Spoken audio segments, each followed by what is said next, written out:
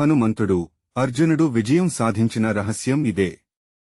మనిషి కోరుకున్న ప్రతిదీ తాను ఆశించిన సమయానికి రాదు. ఉదాహరణకు, పౌర్ణమి మనం కోరుకున్నప్పుడే రాకపోవచ్చు, వసంతం మన ఇష్టమైనప్పుడు రాకపోవచ్చు, మనం చూడాలనుకున్నప్పుడే ఇంద్రధనుస్సు కనిపించకపోవచ్చు. అలాగే మనకు అవసరమైన, మనం ఆశించే వ్యక్తులు తగిన సమయంలో అందుబాటులో ఉండకపోవచ్చు. జీవితం సంతోషంగా గడిచేందుకు మనం కోరుకున్నదాన్ని పొందాల్సిన అవసరం లేదు. అందిన అవకాశాలను సద్వినియోగం చేసుకుని వాటిని ఆస్వాదించగలిగినప్పుడే నిజమైన ఆనందాన్ని పొందగలం. జీవితంలో విజయం సాధించాలంటే మన వద్దకు అవకాశాలు తాముగా రావని గ్రహించాలి. వాటిని తాము వెతుక్కోవాలి, పట్టుదలగా శ్రమించాలి.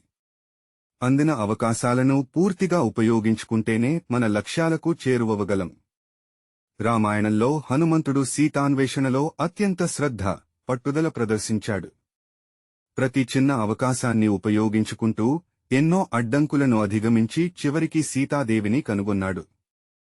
రాముడి కోసం తన విధిని నిబద్ధతతో నెరవేర్చాడు. అలాగే చిన్న ఉడుత కూడా రామసేతు నిర్మాణంలో తన వంతు సహాయం చేసింది. తనకు వచ్చిన అవకాశాన్ని వినియోగించుకుని రాముని ఆశీర్వాదం పొందింది. కురుక్షేత్ర యుద్ధంలో అర్జునుడు మోహావేశంలో పడిపోయినప్పుడు శ్రీకృష్ణుడు అతనికి గీతామృత బోధన చేశాడు. ఈ అవకాశాన్ని వినియోగించుకుని అర్జునుడు తన భయాన్ని తొలగించుకున్నాడు, తన కర్తవ్యాన్ని గ్రహించాడు. ఈ ఉదాహరణలు మనకు ఒక స్పష్టమైన సందేశాన్ని అందిస్తున్నాయి. లభించిన అవకాశాన్ని పట్టుకోగలిగితేనే విజయాన్ని సాధించగలం. కొంతమంది అదృష్టాన్ని ఆధారంగా చేసుకుని అవకాశాలు తమవైపు వస్తాయని అనుకుంటారు. కానీ నిజానికి అదృష్టవంతుడు అంటే ఎదురొచ్చే ప్రతిసారీ మళ్లీ లేచి నిలబడగలిగినవాడే. జీవితంలో ఎదురయ్యే ప్రతి కష్టం, ప్రతి అవరోధం ఒక కొత్త అవకాశంగా మారవచ్చు. మనిషి ఈ విషయాన్ని అంగీకరిస్తే జీవితం అతనికి కఠినంగా అనిపించదు. చాలామంది తమకు అవకాశాలు రాకుండా ఎవరో అడ్డుకుంటున్నారని భావిస్తారు. కానీ వాస్తవానికి మనం ఏది పొందగలమో అదే మనకు లభిస్తుంది. శాస్త్రాలు చెబుతున్నట్టు భగవంతుడు ఎవరిమీదా పక్షపాతం చూపడు. ఎవరు దేనికి అర్హులో వారు అదే పొందుతారు.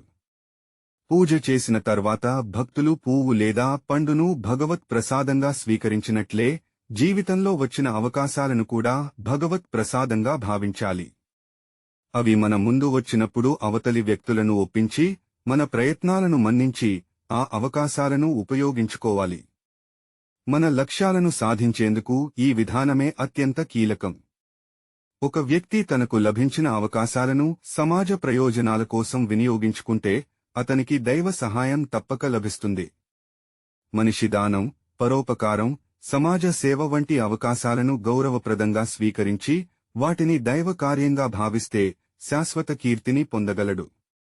జీవితంలో విజయాన్ని సాధించాలంటే మనం కోరుకున్న ప్రతిదీ మనకు తాము అందకుండా వచ్చిన అవకాశాలను చక్కగా వినియోగించుకోవాలి.